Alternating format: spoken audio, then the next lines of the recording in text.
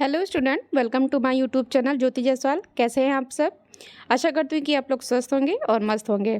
तो पढ़ाई आपकी अच्छी चल रही है, ये मैं आशा करती हूँ, और आप लोग आगे अच्छे से पढ़ते रहिए। इसके लिए हमारी वीडियोस को भी देखते रहिए। तो आज मैं लेकर के आई हूँ क्लास 11th का सेकेंड चैप्टर बायोलॉजिकल क्लासिफिकेशन।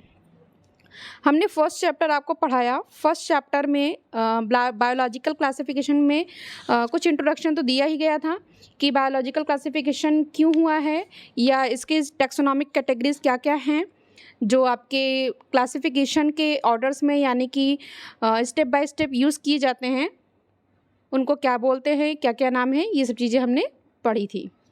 अब आती है बात कि क्लासिफिकेशन की ज़रूरत क्यों पड़ी। देखिए, ये चीज़ें बताई भी गई हैं, पिछले भी वीडियोज़ में बताई गई हैं कि क्लासिफिकेशन की अगर ज़रूरत ना होती तो शायद होता भी नहीं। ज़रूरत इसलिए थी क्योंकि हमारी पृथ्वी पर करोड़ों अरबों जीव थे और उन जीव को पहचानना मुश्किल था, पॉसिबल नहीं है बिना क्लासिफिकेशन के, यानी बिना वर्गीकरण के। जब तक हम उनका वर्गीकरण यानी कि उनको अलग अलग उनके हैबिटेट, उनके रहने के स्थान, उनके खाने के स्थान, उनके जो बॉडी स्ट्रक्चर है यानी कि उनके जो शारीरिक संरचना है, उनके आधार पर क्लासिफिकेशन किया गया था और किया गया है। उन्हीं के आधार पर उनको वर्गीकृत किया गया है। लेकिन पहले जब ये जीव आए थे तो कोई ऐसा साइंटिस्ट नहीं था या कोई ऐसा वैज्ञानिक नहीं था जो इसको क्लासिफाइड करे। तो जो मनुष्य थे यानी कि सिविलाइजेशन के शुरू से ही, जब मनुष्य की सभ्यता शुरू हुई थी तब से ही लिविंग ऑर्गेनिज्म के क्लासिफिकेशन के अनेक प्रयास किए जा चुके थे, बट मनुष्य द्वारा यानी कि जो साधारण मनुष्य थे उनके द्वारा, न कि वैज्ञानिक के द्वारा। लेकिन जो उन्होंने वर्गीकरण करना शुरू किया था या प्रयास किया था, वो कोई साइंटिफिक क्राइटेरिया नहीं लिया था, यानी वैज्ञानिक जो एक कह सकते हैं कि क्राइटेरिया होना चाहिए वो नहीं था। वो एक कॉमन चीज़ें थीं जैसे फूड, शेल्टर एंड क्लॉथिंग, मतलब रोटी, कपड़ा और मकान जैसी सामान्य वस्तुओं की उपयोगिताओं की आवश्यकताओं पर आधारित थे, यानी कि इनके ही पॉइंट्स पर इनको वर्गीकृत किया गया। बट ये पॉसिबल नहीं हो पाया कि इनको हम जब वर्गीकरण कर दिया गया तो हम पहचान सके कौन से जीव हैं या किस तरह के हैं, एक्सेट्रा। फिर उसके बाद क्या हुआ कि जो अरिस्टोटल थे यानी अरस्तु नाम के जो वैज्ञानिक थे, सबसे पहले उन्होंने ऑर्गेनिज्म को साइंटिफिक तरीके से क्लासिफाई करने का प्रयास किया था। यानी कि जो भी आपको स्क्रीन पे 2 किंगडम सिस्टम ऑफ क्लासिफिकेशन लिखा हुआ दिख रहा है, उनके शुरू होने से पहले सबसे पहले जो वैज्ञानिक थे जीवों को वर्गीकृत करने के लिए, क्लासिफाइड करने के लिए जो सामने आए थे, उनका नाम था अरिस्टोटल या अरस्तु। ठीक है, अरस्तु ने प्लांट्स को हर्ब, शर्ब्स और ट्रीज में डिवाइड किया, जबकि उन्होंने प्राणियों का क्लासिफिकेशन रेड ब्लड की उपस्थिति अथवा अनुपस्थिति के आधार पर किया था। यानी कि आप देख रहे होंगे कि आपके चारों तरफ अपने वातावरण में, इन्वायरमेंट में एक नहीं, दो नहीं, तीन नहीं, चार नहीं, कई प्रकार के पौधे पाए जाते हैं, राइट, जिनको आप कॉमनली भी क्लासिफाइड आप खुद भी नहीं कर सकते हो। तो इन्होंने ये प्लांट्स जितने थे, इन्होंने 3 भाग में उनको डिवाइड कर दिया, हर्ब्स, शर्ब्स एंड ट्रीज। जो बड़े थे उनको पेड़ के रूप में, जो झाड़ियाँ थी उनको शर्ब्स के रूप में, जो हरे हरे पौधे थे छोटे उनको हर्ब्स के रूप में, जैसे आपके तुलसी के पौधे हैं, ये सब चीज़ें। और जो हम जीव जैसे थे या आपके एनिमल्स थे, उनको उनके रेड ब्लड सेल्स की प्रेजेंस एंड एब्सेंस के आधार पर वर्गीकृत किया। लेकिन जैसे जैसे कहते हैं ना कि आप अगर साइंटिफिक के इन्वायरमेंट में कुछ भी आप उसको डिस्कवर करते हो तो उसमें कहीं ना कहीं कोई भी साइंटिस्ट और भी आ जाते हैं उसको करने के लिए। अगर आपने कुछ किया है तो उसको पीछे से आएंगे कि अगर ये किया गया है तो इसके पीछे और भी रीजंस होंगे, डीमेरिट्स होंगे, मेरिट्स होंगे। सबसे पहले तो लोग कमियां ही निकालते हैं, मेरिट्स तो बाद में निकालते हैं, यानी कि अच्छाइयाँ, है ना। तो उन्होंने क्या किया कि 2 किंगडम यानी कि जो अरिस्टोटल ने दिया था, उनमें फिर उसके बाद लिनियस ने सभी प्लांट्स और एनिमल्स को क्लासिफाई करने के लिए 2 किंगडम क्लासिफिकेशन दिया। अच्छा, अरिस्टोटल ने तो कोई क्लासिफिकेशन वगैरह दिया नहीं था, खाली डिवाइड कर दिया गया था ऑर्गेनिज्म को यानी कि प्लांट्स को, और जो आपके प्राणी थे यानी कि एनिमल्स थे उनको, ठीक। लेकिन उसके बाद लीनियस आए, उन्होंने सारे ऑर्गेनिज्म को यानी कि प्लांट्स एंड एनिमल्स को जो थे उन्होंने 2 किंगडम दे दिया गया, 2 जगत के रूप में वर्गीकृत कर दिया। एक आपका प्लांट्स, दूसरा एनिमल, एक पौधा और दूसरा जंतु। लेकिन ये इसमें भी कई कमियां निकली। क्या कमियां हो सकती है, देखिए आपके स्क्रीन पे अब आते हैं हम कि ये कमियां थी डीमेरिट्स। ये जो आपकी डीमेरिट्स लिखा हुआ है इसको बोलते हैं कमियां, ठीक है। ड्रॉबैक्स जिसे बोलते हैं, ड्रॉबैक्स नाम सुना होगा, हाई स्कूल में पढ़ते चले आ रहे हैं, ठीक है। इस सिस्टम में यूकैरियोट्स एवं प्रोकैरियोट्स, यूनिसेलुलर और मल्टीसेलुलर ऑर्गेनिज्म और फोटोसिंथेटिक यानी green algae and non photosynthetic यानी फंजाई ऑर्गेनिज्म के बीच अंतर करना संभव नहीं था, ठीक है। यहाँ थोड़ा सा कट गया है, ये संभव नहीं था। अब इसमें इन्होंने कहा कि जो इन्होंने क्लासिफिकेशन दिया था 2 किंगडम क्लासिफिकेशन लीनियस, उनमें एक ये कमी थी। जो पहली कमी थी वो ये थी कि यूकैरियोट्स का मतलब आप समझते हो ना, यूकैरियोट्स का मतलब जिसमें ट्रू न्यूक्लियस पाया जाता हो, केंद्रक, सत्य केंद्रक पाए, वास्तविक केंद्रक पाया जाता हो, उसको हम बोलते हैं यूकैरियोट्स ऑर्गेनिज्म, ठीक। प्रोकैरियोट्स मतलब प्रिमिटिव टाइप न्यूक्लियस यानी कि उसमें केंद्रक नहीं पाया जाता है। यूनिसेलुलर मीन्स आपके जिनमें एक सेल वाले ऑर्गेनिज्म, जैसे अमीबा है, पैरामीशियम है, like that.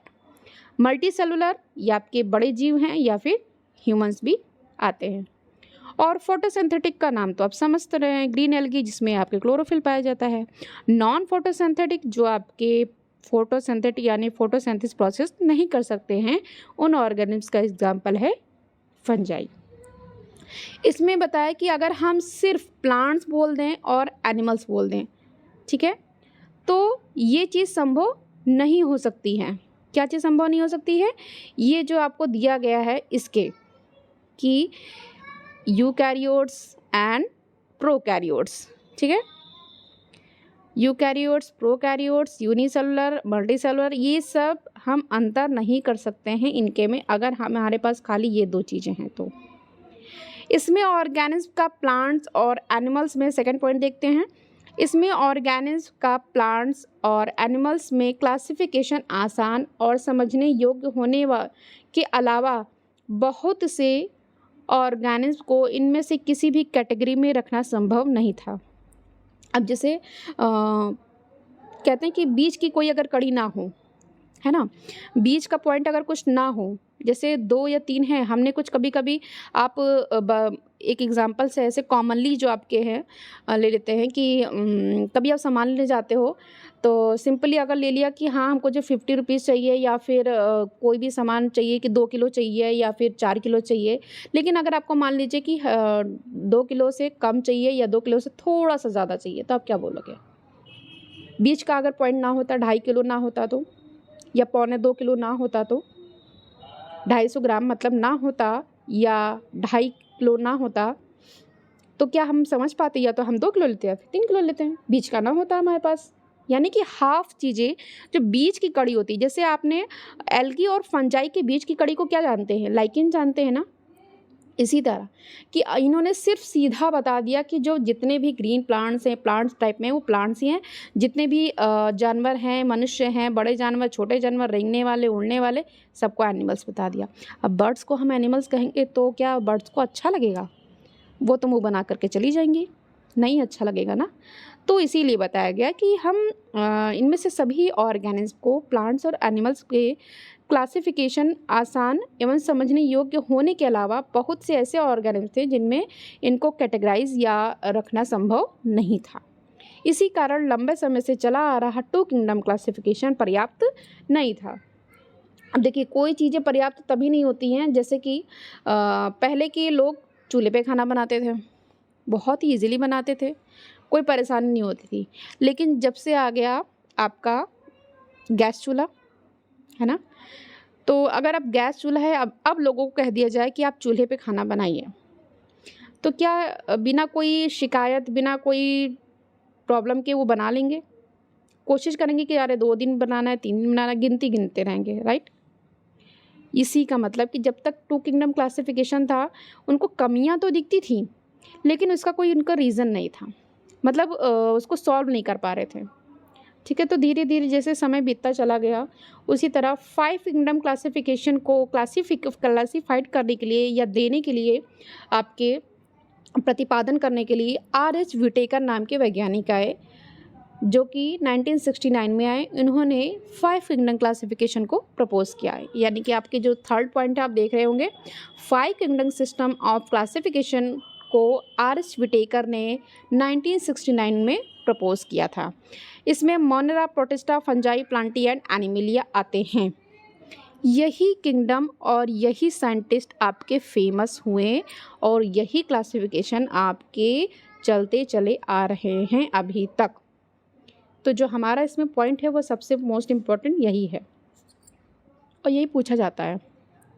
5 kingdom, who give 5 kingdom classification, system of classification, तो R.H. विटेकर है, और इनका सन ज़रूर याद करना, 1969।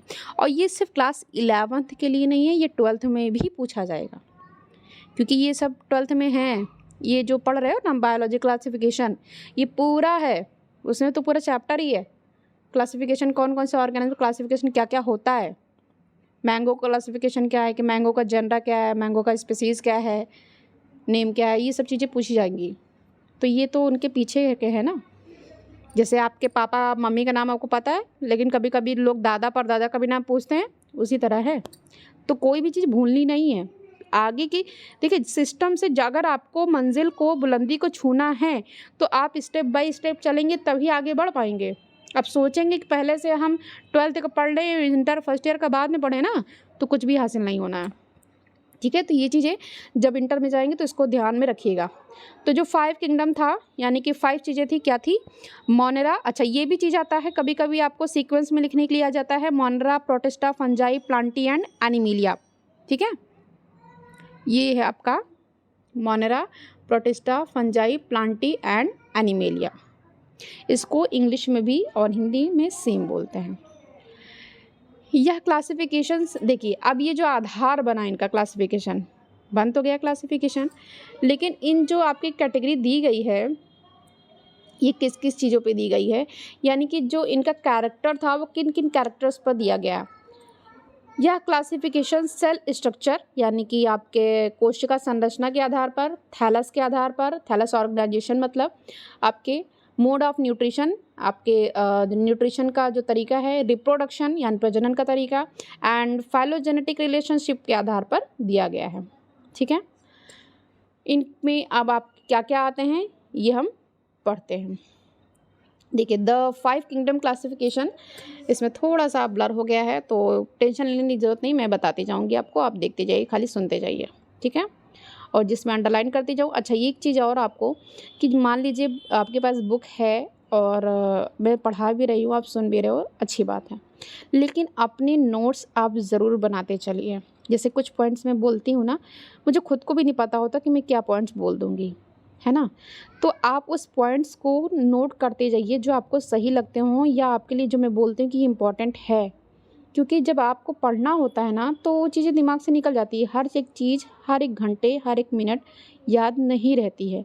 तो जब आप रिवीजन करोगे तो आपकी कॉपी में लिखा रहेगा, तो आपके लिए हेल्पफुल रहेगा। ठीक है, तो आइए चलते हैं आगे।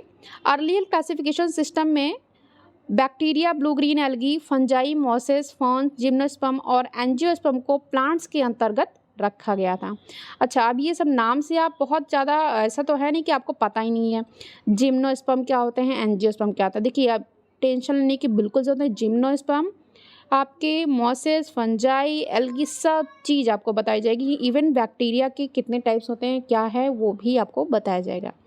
तो जो पहले के क्लासिफिकेशन के सिस्टम थे, उनको bacteria, blue grain algae, fungi, mosses, इनको सबको क्या कहा गया था कि प्लांट्स के अंतर्गत रखा गया था, लेकिन ऐसा है नहीं।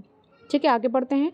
इस किंगडम में सभी ऑर्गेनिज्म में सेल वॉल की उपस्थिति तो एक समान थी, यानी कहा गया अगर इसको प्लांट्स में रखा गया है, है ना। प्लांट्स में देखो आपकी जो सेल वॉल होती है, 9th में आपने पढ़ा होगा कि सेल वॉल किस में होती है, सिर्फ प्लांट में होती है ना। तो इसमें इसलिए बताया कि इस किंगडम में सभी ऑर्गेनिज्म में सेल वॉल की उपस्थिति तो एक समान थी, यानी कि सेल वॉल प्रेजेंट था, जबकि उनके दूसरे कैरेक्टर एक दूसरे से अलग थे। यानी दूसरे कैरेक्टर आपके कौन कौन से कैरेक्टर बताए गए आपके, जैसे न्यूक्लियर मेम्ब्रेन है, बॉडी ऑर्गेनाइजेशन है या मोड ऑफ न्यूट्रिशन है, ये आपके दूसरे कैरेक्टर्स हैं। क्या थे, अलग थे। अब क्या अलग थे देखिए, इसमें प्रोकैरियोटिक बैक्टीरिया तथा ब्लू ग्रीन एल्गी, यानी कि ब्लू ग्रीन एल्गी को हम अदर नाम से क्या जानते हैं, साइनोबैक्टीरिया, ठीक है, को दूसरे यूकैरियोटिक ऑर्गेनिज्म के साथ क्लासिफाई किया गया। अब इन्होंने बताया कि जो प्रोकैरियोटिक बैक्टीरिया थे और ब्लू ग्रीन बैक्टीरिया एल्गी थे को दूसरे यूकैरियोटिक ऑर्गेनिज्म के साथ क्लासिफाई किया गया। अब जबकि यहाँ पे नाम दिया गया है, देखिए ब्लू ग्रीन एल्गी और बैक्टीरिया को प्लांट्स में रखा गया है, लेकिन फिर बताया कि प्रोकैरियोटिक बैक्टीरिया और ब्लू ग्रीन एल्गी यानी साइनोबैक्टीरिया को दूसरे यूकैरियोटिक ऑर्गेनिज्म के, यूकैरियोटिक का मतलब जिसमें न्यूक्लियस पाया जाता हो, ठीक है, उनको क्लासिफाई किया गया।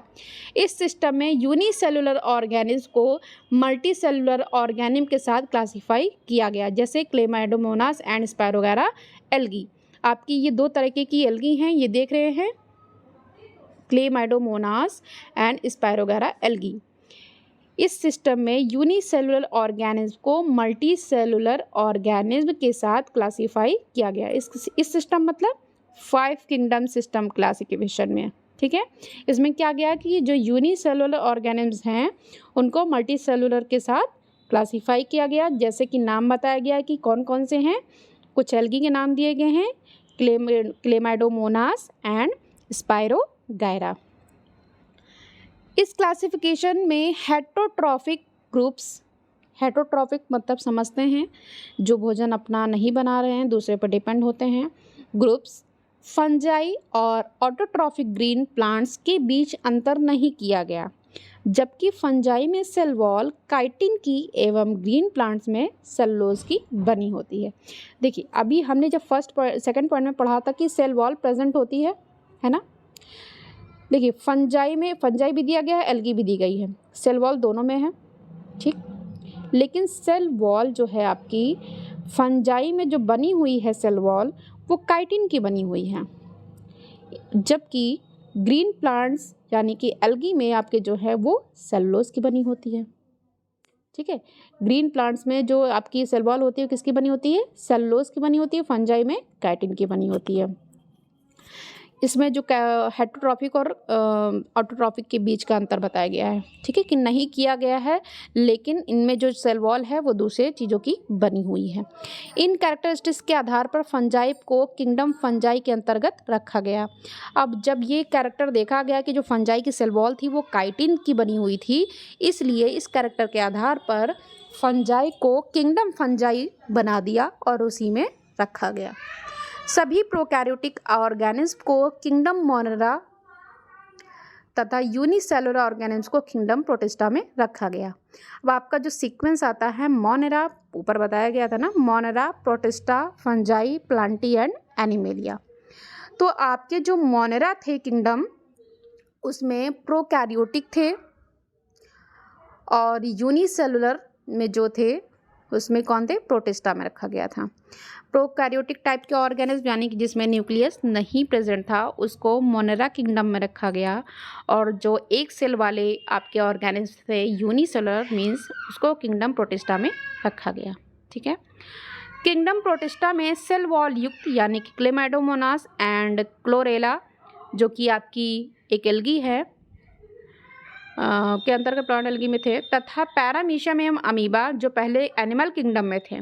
देखिए ध्यान से इस पॉइंट को देखिएगा कि जो किंगडम प्रोटिस्टा में सेल वॉल युक्त क्लेमाइडोमोनास एंड क्लोरेला एल्गी हैं, ये पहले इनको प्लांट किंगडम में रखा गया था। क्यों? क्योंकि 2 किंगडम क्लासिफिकेशन थे ना, प्लांट और एनिमल। तो एनिमल को यानी कि एल्गी को हमेशा किस में रखा गया था, प्लांट में, जो पहले प्लांट किंगडम के अंतर्गत एल्गी में थे। तथा पैरामीशियम और अमीबा को एनिमल बताया गया था जो कि एनिमल किंगडम में रखा गया था।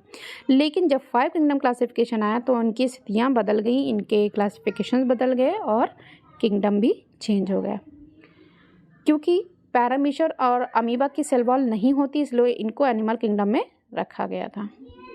इस प्रकार इस सिस्टम में कई ऑर्गेनिज्म को एक साथ रखा गया जिन्हें अर्लियर क्लासिफिकेशन में अलग अलग रखा गया था।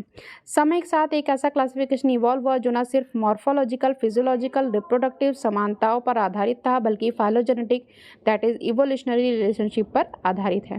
देखिए ये आपका एक टेबल दिख रहा है आपके पास, इसको जब आप देखेंगे तो समझ में आ जाएगा।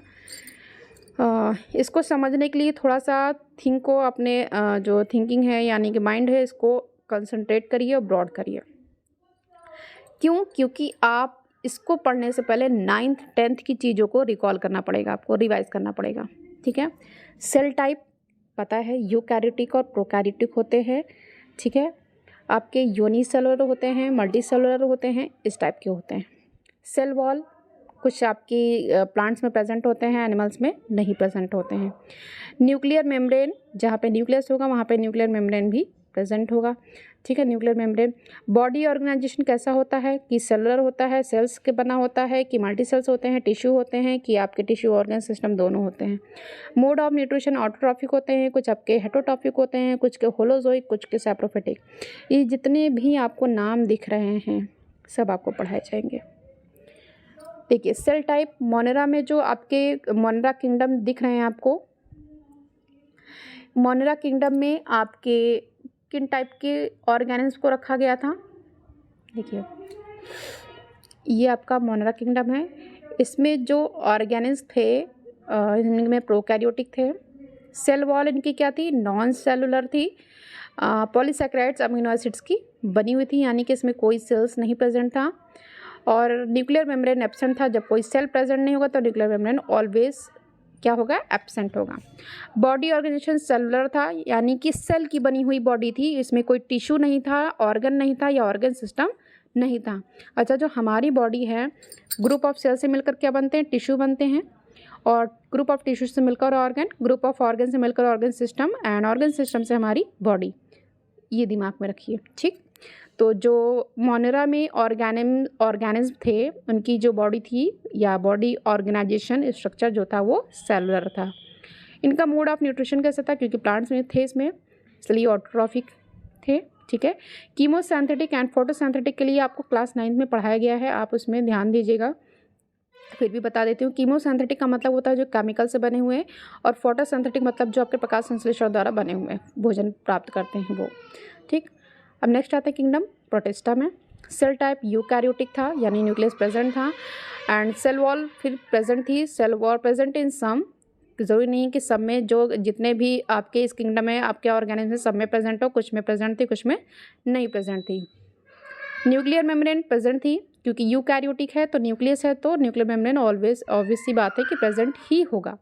बॉडी ऑर्गेनाइजेशन आपके सेलुलर था, अभी टिश्यू या आपके ऑर्गन्स की बात नहीं आई है। ओके, ऑटोट्रॉफिक थे, यानी कि फोटोसिंथेटिक भी थे, कुछ आपकी कुछ हेटरोट्रॉफिक थे। हेटरोट्रॉफिक क्यों है? क्योंकि किसी में सेल वॉल प्रेजेंट थी, किसी में नहीं प्रेजेंट थी, इसलिए यहाँ पे हेटरोट्रॉफिक न्यूट्रिशन भी आया है। फंजाई आपके यूकैरियोटिक, यानी कि न्यूक्लियस प्रेजेंट है, 2 nucleus. Cell wall present without cellulose with chitin. अब इसमें अभी हमने फंजाई की बात की थी ना, फंजाई की सेल वॉल किसकी बनी होती है? काइटिन की बनी होती है। ठीक है, सेलुलोज की नहीं बनी होती है। ठीक है, लेकिन सेल वॉल प्रेजेंट ज़रूर होती है, बट जो बनाने वाला प्रोडक्ट होता है वो काइटिन होता है। न्यूक्लियर मेम्ब्रेन प्रेजेंट है क्योंकि ये यूकैरियोटिक है। बॉडी ऑर्गेनाइजेशन मल्टी सेलुलर है, यानी कि इसमें कई टाइप के सेल्स पाए जाते हैं, एंड टिश्यू भी ऑब्वियस बातें प्रेजेंट होंगे। मोड ऑफ न्यूट्रिशन क्या है? Heterotrophic and saprophytic parasitic. कुछ आपके हेटरोट्रॉफिक है, सैप्रोफिटिक भी हो सकते हैं, और पैरासिटिक मतलब दूसरे पे जो डिपेंड होते हैं। ठीक है, नेक्स्ट आते हैं प्लांटी। ओके, बड़ी बार लेकर तुम्हारे लिए कुछ सुनाए हैं। प्लांटी में आते हैं। प्लांटी किंगडम में यूकैरियोटिक टाइप के न्यूक्लियस होते हैं, यानी कि जो सेल टाइप होता है यूकैरियोटिक होता है, इनमें न्यूक्लियस प्रेजेंट होते हैं। एंड सेल वॉल क्या होती है? प्रेजेंट होती है। इसमें सेलुलोज की बनी है, यानी कि इसमें प्लांट्स हैं। प्लांटी नाम से पता चल रहा है कि इसमें प्लांट्स प्रेजेंट होंगे। न्यूक्लियर मेम्ब्रेन भी प्रेजेंट होगी क्योंकि न्यूक्लियस ऑलवेज ही, क्योंकि जहाँ जहाँ पे यूकैरियोटिक आया है वहाँ पे न्यूक्लियर मेम्ब्रेन प्रेजेंट होगी बिना कोई डाउट के। ओके, बॉडी ऑर्गेनाइजेशन टिश्यू और ऑर्गन्स हैं, यानी कि प्लांट्स की बात आ गई तो ऑब्वियस सी बात है प्लांट्स में आपके टिश्यू भी होते हैं और ऑर्गन्स भी होते हैं। ओके, हो सकते हैं। Mode of nutrition autotrophic plant का है तो जाहिर सी बात है इसमें कोई नो डाउट कि जो उनका मोड ऑफ न्यूट्रिशन होगा वो ऑटोट्रॉफिक का होगा। Okay, animalia, animalia means animals, यानी कि ह्यूमंस, एनिमल्स जितने भी हैं सब आएंगे। अब इसमें एनिमेलिया में भी अलग अलग आएंगे, अभी ये तो अभी मेन है आपके मोटे। सेल टाइप यूकैरियोटिक है एंड सेल वॉल इसमें एब्सेंट बताई गई है। Nuclear membrane as it is बताया गया कि प्रेजेंट ही होगा क्योंकि यूकैरियोटिक है। और बॉडी ऑर्गेनाइजेशन ये वेल डेवलप हो गए, यानी कि हम जैसे मल्टीसेलुलर ऑर्गेनिज्म हैं वो बताया गया कि इसमें टिश्यू भी होगा, ऑर्गन भी होगा और ऑर्गन सिस्टम भी होगा। मोड ऑफ न्यूट्रिशन हेटरोट्रॉफिक है, होलोजोइक भी हो सकता है, सेप्रोफिटिक भी हो सकता है। होलोजोइक, सेप्रोफिटिक ये सब जानना है आप क्लास 9 के वीडियोस का चेकआउट करिए, उसमें आपके मोड ऑफ न्यूट्रिशन के बारे में पूरा क्लियर बताया गया है आपको। ठीक है, तो क्योंकि आप 9th में ये पढ़ चुके हो, ये सब चीज़ें छोटी छोटी चीज़ें हैं तो ये आप रिकॉल करोगे ना तो आपको पीछे की चीज़ें भी आएंगी और ये समझ में भी आएगा आपको।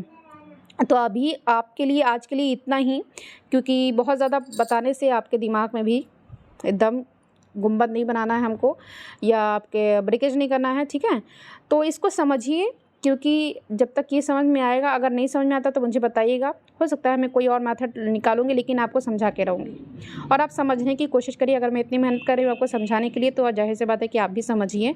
और पढ़ाई बहुत ज़रूरी है आज के सिनेरियो को देखते हुए। जब तक आप पढ़ोगे नहीं तब तक आप कुछ भी नहीं कर सकते हो। पहले के ज़माने चले गए हैं और पढ़ते हुए भी आप समझ रहे हो कि ज़माना कितना आगे निकल चुका है। जबकि हमारे एनिमल्स को जब क्लासिफिकेशन के रूप में इतना उनको कैटेगराइज कर दिया गया है तो सोचिए हम लोग कितने किस कैटेगरी में आए होंगे। हमको जो पढ़ते होंगे या हमारे बारे में जो जानते होंगे हम कितने ऊपर निकल आए हैं। तो अपने आप को जानिए, अपनी क्वालिटीज़ को पहचानिए और आगे बढ़ते रहिए, रुकिए नहीं। ठीक है, thank you for watching and आगे मुझे कमेंट में ज़रूर बताइएगा कि आपको ये वीडियो कैसी लगी, और अगर आपको अच्छी लगती है तो लाइक एंड सब्सक्राइब ज़रूर करिएगा जो चैनल को सब्सक्राइब नहीं किए हों। Thank you for watching.